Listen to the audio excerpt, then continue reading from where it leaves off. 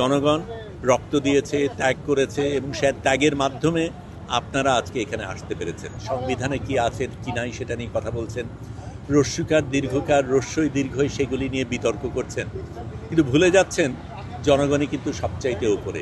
Doctor ইউনূসের এই যে পয়সা খরচ করছে সেই পয়সাটা কি আমার আপনার নয়, সেটা কি দেশের নয়? তাহলে তারা যে জুলাই সনদ করলো এটা কি হাসি তামাশার কোনো খেলা ছিল? যে রাজনৈতিক দল ক্ষমতায় এসেছে তারা সংসদের 2/3 আসন পেয়েছে, সেইটার উপর ভর করে জনরায়কে অস্বীকার করছে। এখানে কাজী নজরুল ইসলাম কিন্তু বলে গিয়েছেন, গ্রন্থ কোনো মানুষ এনে নেয়, মানুষ গ্রন্থ এনেছে। বহিঃপ্রকাশ, জনগণের আকাঙ্ক্ষার বহিঃপ্রকাশ, জনগণ যে রায় দিয়েছে সেটার একটা পরিচয়। সেই পরিচয়ের কারণেই, সেই আকাঙ্ক্ষার কারণেই আপনারা আজকে সংসদে রয়েছেন। আপনাদের অভিনন্দন জানাই। আপনারা জনগণের আকাঙ্ক্ষা পূরণ করবেন সেটাই আমরা আশা করি, বিশ্বাস করি। এই জনগণে কিন্তু রায় দিয়েছিল ভিন্ন একটা বাংলাদেশের জন্য। আপনারা আজকে সূক্ষ্ম কিছু জিনিস নিয়ে আলাপ করছেন, সংবিধানে কি আছে কি নাই সেটা নিয়ে কথা বলছেন, রস্যকার দীর্ঘকার রস্যই দীর্ঘই সেগুলি নিয়ে বিতর্ক করছেন, কিন্তু ভুলে যাচ্ছেন জনগণই কিন্তু সবচাইতে উপরে, সংবিধানেরও উপরে। সেই জনগণ অনেক কিছু বলেছে, সংবিধানে অনেক কিছু আছে, অনেক কিছু নেই। সেখানে গণ অভ্যুত্থানের কথা নেই, সেখানে বিপ্লবের কথা নেই, সেখানে প্রধানমন্ত্রীর পালিয়ে যাওয়ার কথা নেই। তারপরেও তো সেই বাস্তবতা আমরা আলিঙ্গন করেছি, কারণ এই মানুষগুলি জনগণ রক্ত দিয়েছে, ত্যাগ করেছে এবং সে ত্যাগের মাধ্যমে আপনারা আজকে এখানে আসতে পেরেছেন।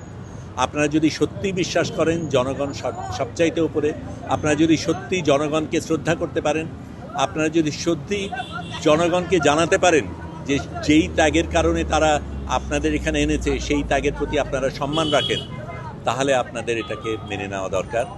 এতে আপনাদের দ্বিমত থাকতে পারে, আমাদেরও আছে, আরও অনেকেরই আছে।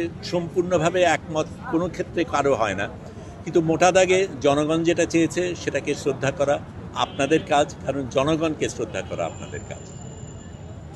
করে আমরা 24-এর আন্দোলনে যে আবু সাঈদ থেকে শুরু করে যে হাজার হাজার অগণিত শহীদ করা হলো, তাদের রক্তের উপর দাঁড়িয়ে আবার সেই ঘুরে যাওয়ার প্রবণতার বিরুদ্ধে আজকে আমরা দাঁড়িয়েছি। আমাদের এই দাঁড়ানো, এই দাবি যতক্ষণে পূরণ না হয় ততদিন আমরা এই রাজপথ ছাড়বো না ইনশাল্লাহ। এবং আমরা দেখেন যে এই দীর্ঘদিন যাবৎ আমাদের বিশ্ব নেতৃত্বে যে ডক্টর ইউনূস তার মাধ্যমে যে এই একটা জুলাই সনদ হলো, এই জুলাই সনদের আজকে পাশ কাটিয়ে বা আবার কি বাংলাদেশ হচ্ছে, আমরা এটা তো কোনোদিনই আশা করিনি।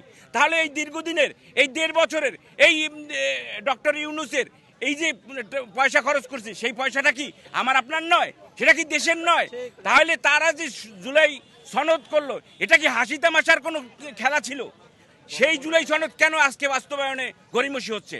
গণভোট হয়েছে, গণভোটে মানুষ প্রায় 70% মানুষ জুলাই সনদ বাস্তবায়নের পক্ষে রায় দিয়েছে, এবং জুলাই সনদ বাস্তবায়ন কী হবে সেই প্রক্রিয়াটাও গণভোটের আওতাধীন ছিল।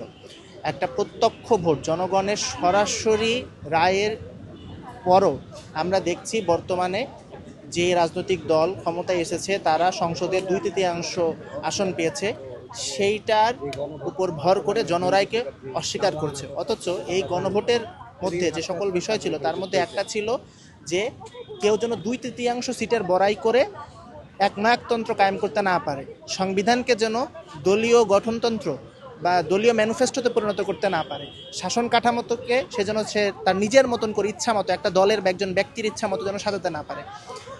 বিএনপি এমন একটা দল যে ঐতিহাসিকভাবে তার একাধিক গণভোট করেছে, জিয়াউর রহমান গণভোট করেছে, অথচ দুর্ভাগ্যজনকভাবে সেই দলটি বর্তমানে গণভোটের বিপক্ষে অবস্থান নিয়েছে। আমরা দেখেছি তত্ত্বাবধায়ক সরকারের রায়তে, প্রসঙ্গের রায়তে আপনার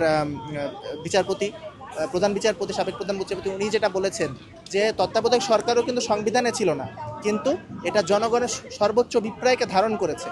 এখন সংবিধানের দোহাই দিয়ে সংবিধানকে যারা গঠন করে সেই জনগণের অভিপ্রায়কে যদি আমরা নাকচ করতে চাই তাহলে সেটা পরিহাস।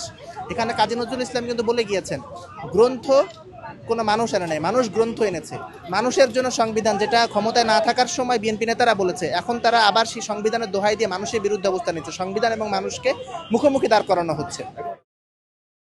আমাদের কথা তো স্পষ্ট, অন্তত আমার জায়গা থেকে আমি বলতে পারি আমরা চাই গণভোটের বাস্তবায়ন। গণভোট বাস্তবায়নের প্রক্রিয়াটাও গণভোটের আওতাধীন আছে। সেখানে বলে দেওয়া আছে যে কোন প্রক্রিয়ায় গণভোট বাস্তবায়ন হবে। সংবিধান সংস্কার পরিষদ সেটা গঠিত হবে এবং তারা সেখানে ইয়ে করবে। আমরা চাই সেটার বাস্তবায়ন, সহজ কথা।